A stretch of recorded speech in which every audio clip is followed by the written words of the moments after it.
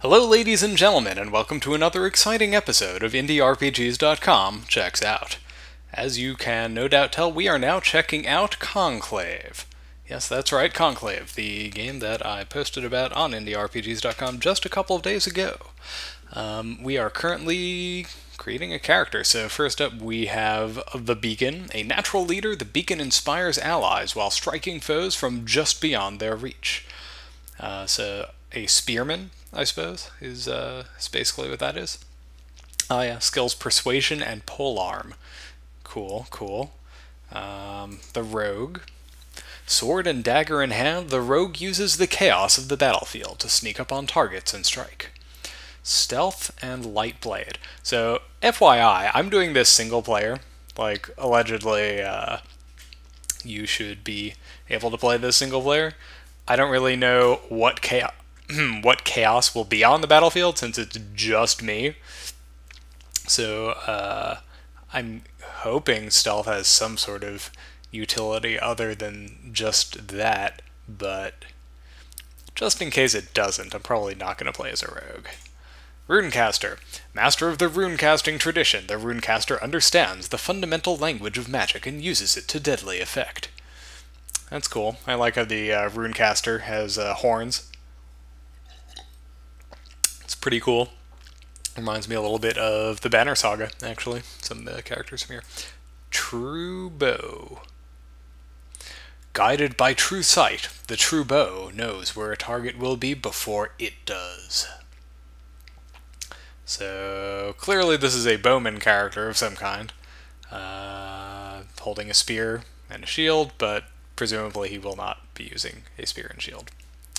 So that's cool. Yeah. I wonder what happens if we click this. Does this tell us? Oh, look at that. True Sight. One of the 5 magical traditions of the kin. True Sight originated with the Mesoar. It reveals truth of oneself, of others, even of the concordance. Users of True Sight can predict what a foe will do. Guide arrows and blades with uncanny accuracy. See the unseen, and achieve an inner focus and calm in the midst of battle. The True Sight allows you to master the abilities of the True Sight tradition. As you gain levels, you'll unlock new and more powerful abilities within it. True Sight checks depend on your insight skill trait. Gah, I can't talk. And the skill works best paired with a martial skill. Like bow, I guess. So that's cool. And Vanguard. Whoa, dude. That is a pretty freaky looking character, not gonna lie. Master of the Mace and Shield. The heavily armed and armored Vanguard strides to the front line, cutting a swath through all who stand in the way. Okay, so Vanguard is clearly your beefy warrior character. Kind of a freaky looking warrior character. You've got your bowman, you've got your mage, you've got your thief, and you have also a fighter, but sort of a more diplomatic, spear-wielding character, as opposed to this guy who is all about bludgeoning. Skill with maces, flails, clubs, and other instruments of bruising and bashing. Masters of bludgeons can knock foes away from them. Oh, so that's cool, so they get knockback abilities. And sweep their weapons through whole swaths of foes with a single blow. That's cool. And tactics. The study of tactics marks the difference between a simple warrior and a schooled soldier of the battlefield. The skilled tactician can step in to protect wounded allies, take better advantage of flanking opportunities, and use armor and shields more effectively. That's cool. I think I'm going to go with the Beacon. Seems like a good balanced character, considering I'm going to be the only one playing. And I like the thought of being able to use persuasion. I think that will probably make this playthrough a little more interesting. So let's select the Beacon. Oh, interesting. So these are the different races. We've got the Forgeborn, broad-shouldered and stoic race with skin like smoldering coals and silver, gold, or ember hair. That is so super freaky. Lumen, A strong-willed and silver-tongued people who come in two forms, one golden-skinned, with white-yellow or flame-orange hair, the other dusky, with blue-white or blue-black hair. Okay, that's cool, so... Let's move on to the Mesoar. Natural chameleons with scales that change color to match their surroundings. They notice things that other races do not, a trait attributed to the vestige of a third eye above their brows. That's cool. The Mesoar, huh? I like that. The Nyx, let's see. A slight elfin race with large eyes and pointed ears, the Nyx look like impish human children, even when older, so pale that they're almost translucent. Some say they live with one foot in the spirit world. Okay, that's cool. And the Trow. Tall, hardy folk with long faces, slightly furred skin, curved horns, and cloven hooves. That's cool. So you don't actually have the option to play as a human, which I think is actually kind of cool. Although, I don't know if these lumen are kind of like the human equivalents. Tough to say. So, do we want to up our diplomacy skills? Is that what we want? Because it seems like the lumen are probably our best bet for that. Or do we want to be hardy? Because it seems like the Forgeborn or the Trow would be good choices for that. And actually, I'm not really clear on... Oh, I see. So it looks like there's a couple of abilities that change based on who we pick. So we get Recover with all of the races. We get Defensive Posture with all of the races. The only thing that differs is this Trow Wisdom. What is that? Hold ability. You draw on the wisdom of your ancestors to guide you for a short time. You get +1 to all checks until the beginning of your next turn. That's kind of cool. That's kind of cool. What do they have? Nyx Audacity. Sizing up a nearby foe might provide a bold opportunity later. On a successful check of insight against an adjacent enemy's insight, the subject regains the use of a random ability. That's weird. Okay. Mesoar Camouflage. I think we know what that is. Lumen Light Call. What is that? The markings on your skin flare and dazzle a nearby foe. That could be kind of handy. I like that. And what is this? Forgeborn Fireheart. Uh-oh. Oh, there we go. In desperate straits, you draw upon resources deep within. The subject regains the use of an ability. Can only be used when at least moderately wounded. Okay, so it looks like the Forgeborn get extra strength. The Lumen get extra will. Mesoar get extra insight. Nyx get extra agility.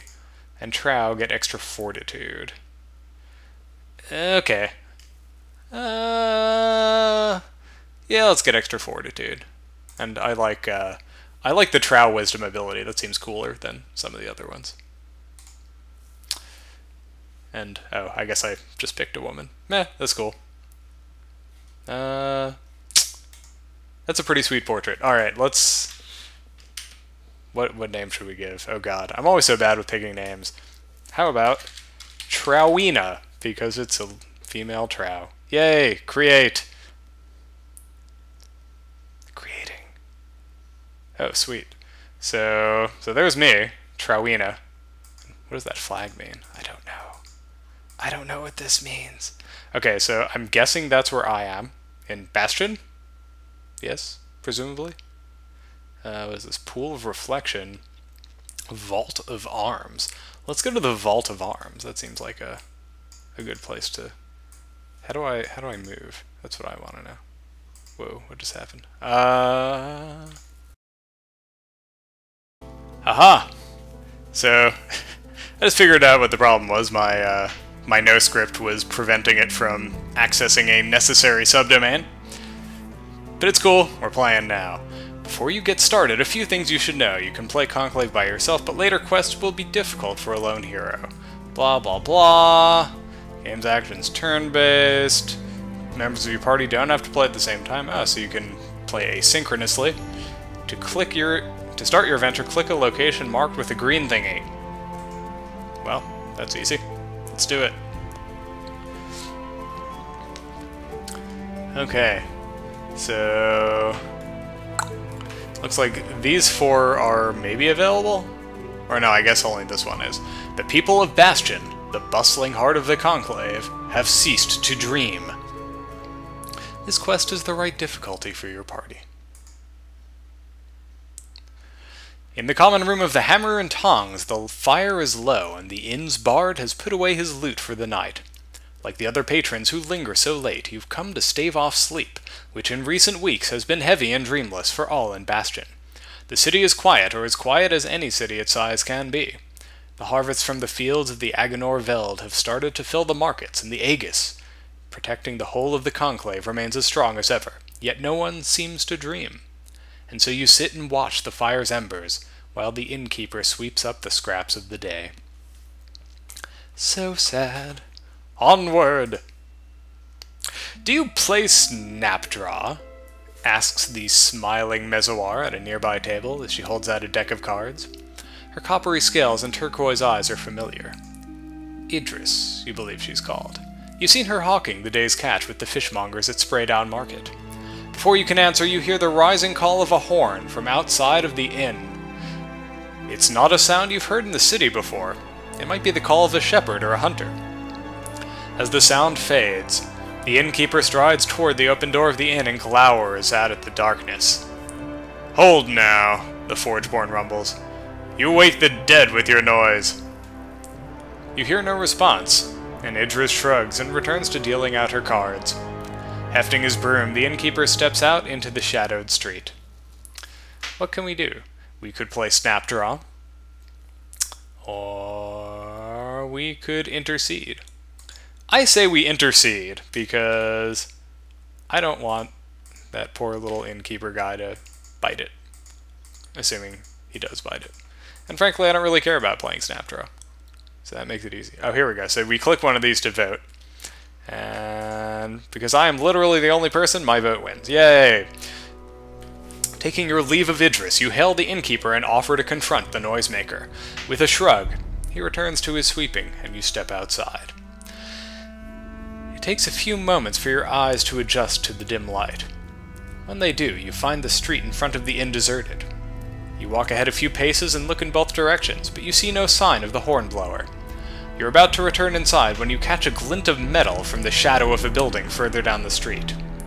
A figure in ragged trousers darts toward you, notched blade poised to strike. Boggart Scavenger, huh? Okay, that's cool. So, whoop. Oh, I just clicked my guy, and now I'm getting a character screen. That's cool. So, okay, round 1 begins. Take minor action. Sure. Defensive posture, fend off, invigorate, move, and trow wisdom. Let's move. A careful move. Move 1 square. Act. Trowina uses move. Trowina moves 1 square. Well, there you have it. Ooh, I can move again. This is hardcore, folks. Let's do it. Let's move 1 square and act. Yes. Alright, next event. Boggart Scavenger uses move. Boggart Scavenger uses move. Okay. It's pretty exciting stuff so far. Let's move. Yes, let's act. And a major action. Does this mean I get to actually attack? Wait a minute. Lead by example, move, pushing, blow, recover. You attempt to drive your foe back with a quick attack. The subject makes a melee attack against an enemy. If it hits, the enemy is pushed back 1 square. Okay, let's do it. Trowina uses Pushing Blow. Trowina solidly hits the Boggart Scavenger with the Ancestral Glaive. Ooh, that's a cool sounding weapon. Dealing 7 edged damage. The Boggart Scavenger is now wounded. The Boggart Scavenger is pushed back 1 square. The Boggart Scavenger uses move. He moves 1 square, uses slash, solidly hits Trowina with the bronze short sword, dealing 4 edged damage. Trowina is now lightly wounded. What is fend off? I don't even know what that is. I could do a defensive posture, but that doesn't seem useful. Let's use Trow Wisdom. You draw on the wisdom of your ancestors to guide you for a short time. You get +1 to all checks until the beginning of your next turn. Sweet. And now let's use a pushing blow. Yes, whoops, didn't mean to do that. Oh, but look at that, we get to see his health. 6 of 13. This hungry-looking boggart seems to be down on his luck and desperate enough to be dangerous.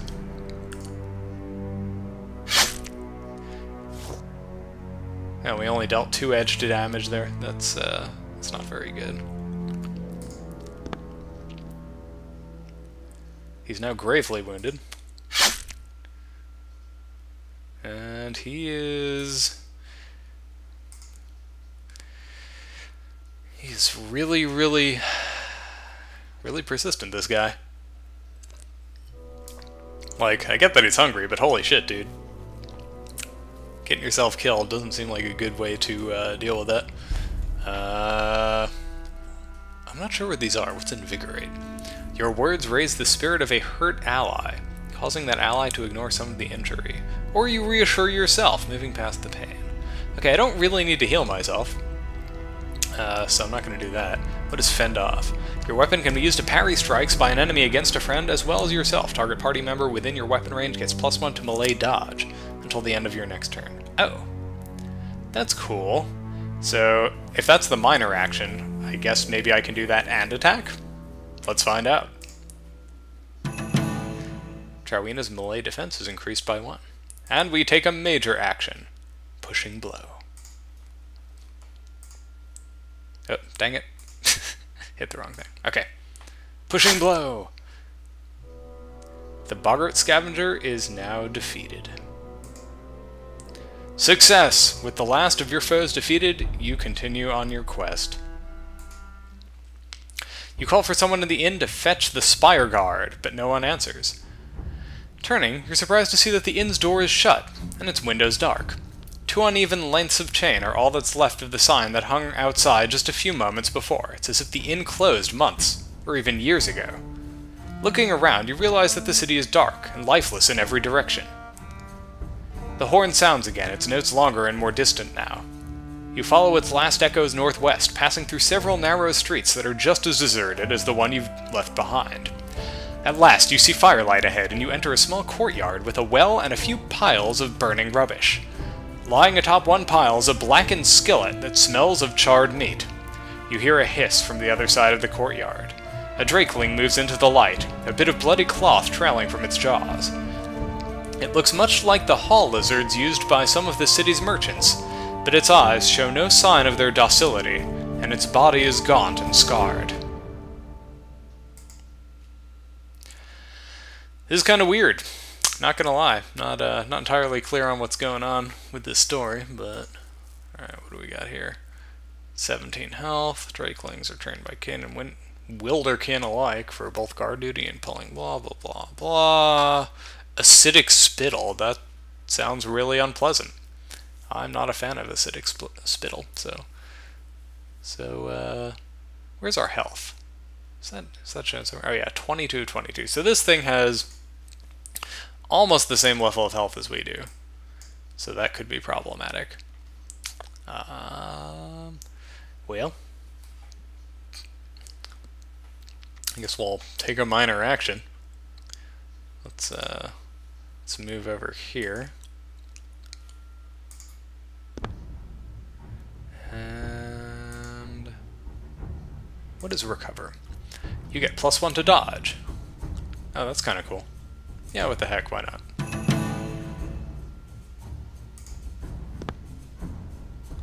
I don't know how far this guy's acidic spittle goes.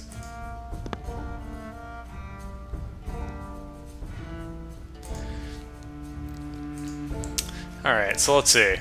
This guy can move 2 spaces.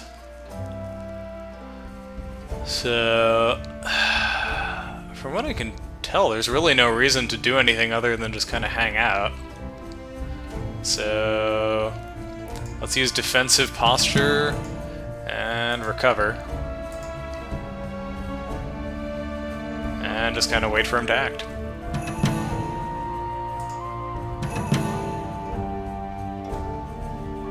Oh, come on, he's just gonna sit there now? Whoa, he uses Caustic Spittle. Hits Trina, dealing 4 acid damage. Okay, apparently I cannot hang out. I need to move in because... whatever.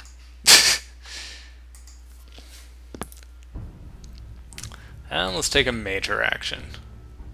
Oh, I can hit him from here. Oh, of course, because I am the... what's it called? The... you know, what? Not Vanguard. What was it? The thingy. Beacon! There we go. I'm a beacon. I have a polearm, so I can hit by slightly... hit from slightly further away. Let's use a pushing blow. Whoops. I'm never going to get used to the fact that I can't actually click the enemies to attack. Okay. And he does 2 moves. That's actually kind of surprising. I'm not sure why he did that. So, let's see. What is Invigorate again? Well, this is a minor ability, so I guess I could heal myself. And then attack afterwards, right? Like, that's actually really awesome. That's almost unbalanced. Alright. Trina uses Pushing Blow. Critically hits the Drakeling, dealing 7 edge damage. The Drakeling is now gravely wounded and bleeding. And pushed back a square. Dude, Trina is kind of a badass.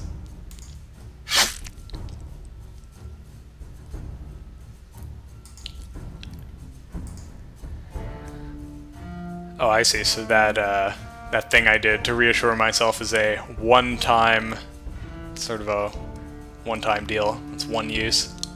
That's cool. Well, let's do defensive posture to increase our dodge chance. And then attack. Oh, dang it. There we go. Act. 1 damage. And he bleeds for 2. So I guess that's okay.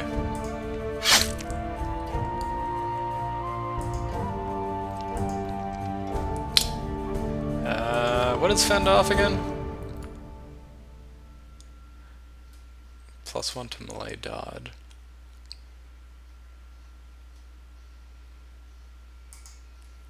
Well, how's that different from defensive posture? Okay, so basically fend off is the same as defensive posture, but only for melee stuff, and it's only useful if you're playing with other people. I think is the lesson. Now let's take a major action, pushing blow, blah blah. Oh, no. There we go. Act. Missed. Psh. Trina, that's weak. Why you gotta miss like that? That's cool. He bled to death. Success! With the last of your foes defeated, you continue on your quest. Onward! Beyond the well, you find the mangled body of a Lumen woman. Still clutched in her fist is a long dagger that might once have been fine, but is now chipped and pitted with rust. The horn's call comes again, and much louder this time. With its sound still echoing, you leave the courtyard and cross Orium's Meander, the wide street that snakes through nearly all of Bastion's districts. On the other side, you enter one of the upper city's gardens. Passing between the twin trees that form its living gate, you see that their branches are withered and lifeless. Inside, you follow an overgrown path to the base of a low hill fringed with trees.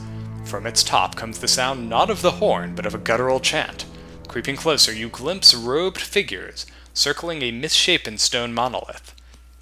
Its surface pulses with a sickly gray light that illuminates the chanters, whose goatish features and horns mark them as trolls. Each holds a knotted length of cord, undoing 1 knot whenever the chant reaches a crescendo. Okay, so we actually have a couple options here. We can charge ahead, taking the Chanters by surprise, or we can advance cautiously.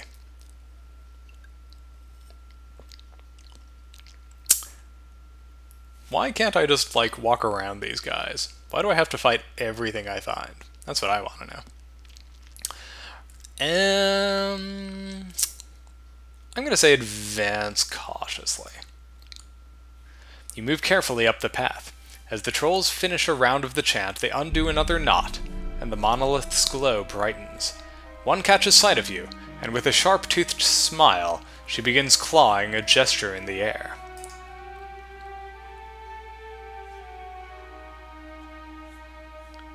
Okay. So we've got the troll chanter here. What do we have for her? 9 of 9. So that one should go down pretty quickly, and the troll chant leader, 13 of 13. Also not super high health there. Yeah, so obviously what I should have done is just charged these guys, because now it's going to take me forever to actually get over to them.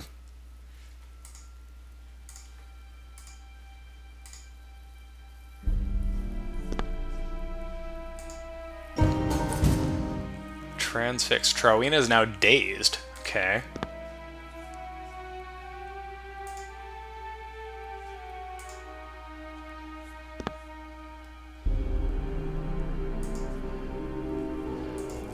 Okay. So, what does dazed mean? What does that do? Disoriented and having difficulty concentrating. -1 to agility, will, and insight. Vulnerable. Okay. You know, I think she'll probably be okay. I don't know. If I need to, I can always use Trow Wisdom to shake off some of the effects of that. Actually, wait a minute. Let's move up here. See if we can avoid getting surrounded by these guys.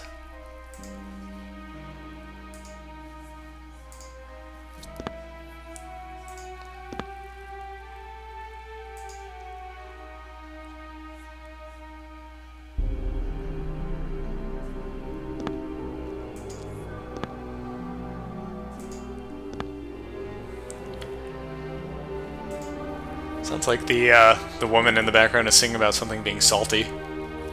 I like that. It's nothing I enjoy more than saltiness. Okay, defensive posture! That's actually a lie. I don't really like saltiness that much. Pushing blow.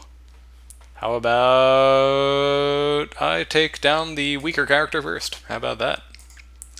I think that would be a good strategy. Oh, snap.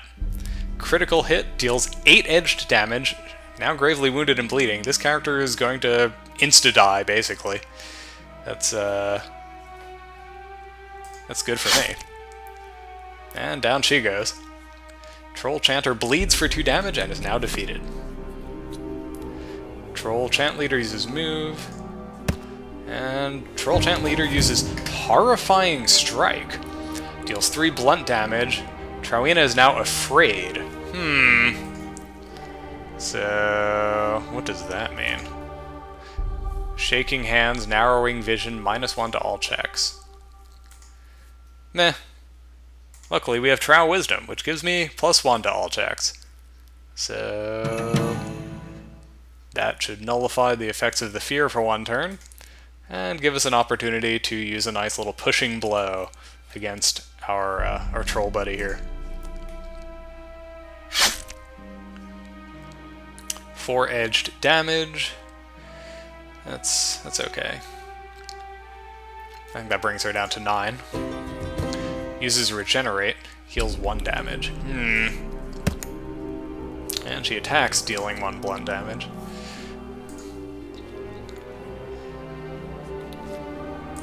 Defensive posture, and pushing blow. 6 edge damage. There we go. She is now gravely wounded. Yep, okay, let's skip along here. This is going a little slowly. And pushing blow. 8 edge damage, and down goes the troll chant leader. Honestly, I really don't see why Trowina was afraid there. These trolls were kinda pushovers. Success! With the last of your foes defeated, you continue on your quest. Too late! Gasps the last troll as it falls. The gray light of the monolith fades. All around you, dozens of inhuman shapes coalesce from the darkness left behind. Silhouettes of too many limbs, reflections of single unblinking eyes.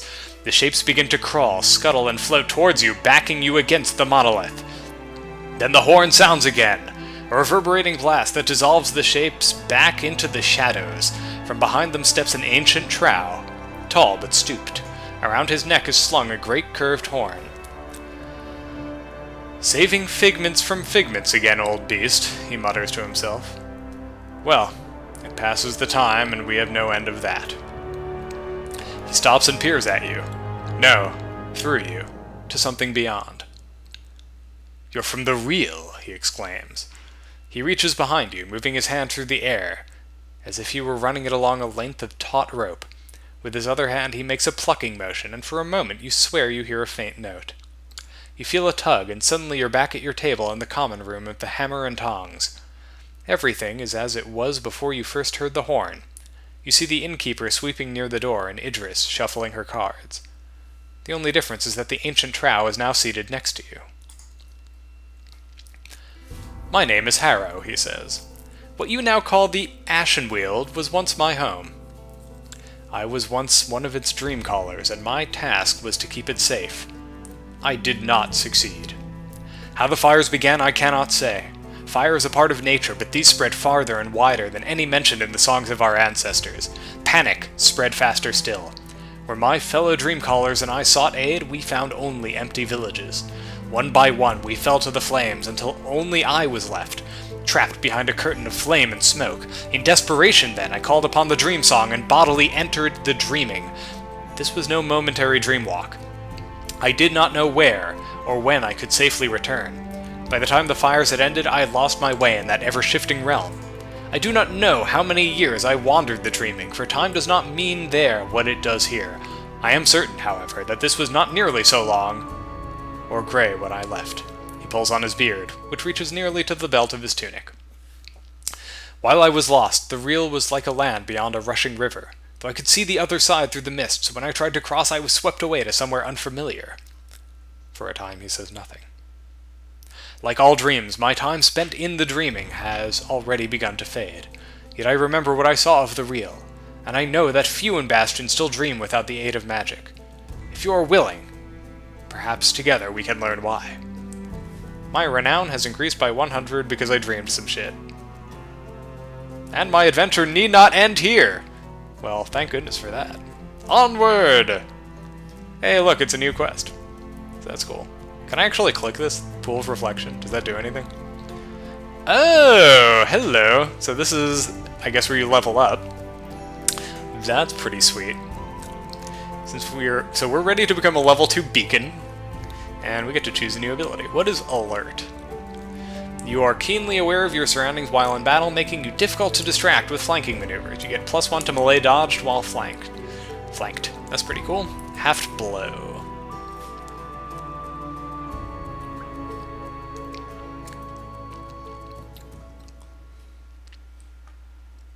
Huh. That's pretty cool. So I'm guessing that's an extra attack? Oh yeah, because that's a minor action. Nice. That would be kind of handy. Let's Persevere. Heal 3 to 4 damage and recover from the nauseated, staggered, and weakened conditions. Okay. Rally. Encourage my party. Nope. Shove. A quick push with the hand to shoulder. Pushes the target 1 square. Well, my normal attack already does shove, so I don't really need to get that. Tireless. I get less of an encumbrance penalty. Meh. Trip. Check your polearm skill versus the agility of an enemy in weapon range. If you succeed, the target becomes off balance. That's kind of cool, I guess. Break bonds. James bonds. Yeah, okay. I don't think I'm actually able to get these ones. So let's go for half blow. I rather like that. I like the thought of being able to attack twice in a turn. Leveling. Leveling. Yay! And now I'm level 2? Yeah. Yeah. Sweet. Level 2, got 2 extra health. Totally awesome. There's my 100 renown there. Nice. So, let's check out the Vault of Arms. I'm kind of curious to know what the deal is with this place. Alright, so I have this Ancestral Glaive. This thing, A, is pretty sweet, and B, sounds freaking awesome. I love that name, Ancestral Glaive. Oh, interesting. So we can actually swap things. Apparently our currency here is renown. We don't actually pay anything, which is kind of a cool idea. I like that idea. It doesn't necessarily make a ton of sense here, but in games where, like, the king has, like, told you to save the realm, that actually makes a hell of a lot more sense than everyone making you spend gold to get basic equipment. Your renown should be your currency in those sorts of situations. Okay, so let's see. I have a leather... I never know how to pronounce that. Quirus? Whatever. I don't know how that's pronounced. The degree to which blah blah blah. Okay, so that gives me 1 physical protection. I could change my Ancestral Glaive for an Iron Glaive, conceivably, which does 2 to 9 damage instead of 2 to 8. But meh. There is a Bronze Speedum I could get, which is 3 to 7. But, I mean, the one more guaranteed damage is nice, but on the whole, it's not that much better. I think I'm more inclined to get myself some of... Well, no, because those are... I actually already have better armor than that, so let's see what else there is. Herbal Poultice, Alchemist Robes, Bronze Hauberk. Oh, hello. So what is this then? Oh, Encumbrance. Interesting. So this doesn't encumber me at all. Whereas this would increase my armor, but it would also encumber me. Good to know. And I guess that's it. I guess body armor is the only sort of armor available here. So what happens if I return? Does that... Oh, I see. I don't think I get any renown for returning these because it has a 0 under it. So actually the only things I can acquire are things that are actually kind of useless and won't help me. Good to know. Let's not do that. Alright folks, well that was a very basic look at Conclave. I get the sense that things get a lot more complex and interesting as it goes along, but our time is up.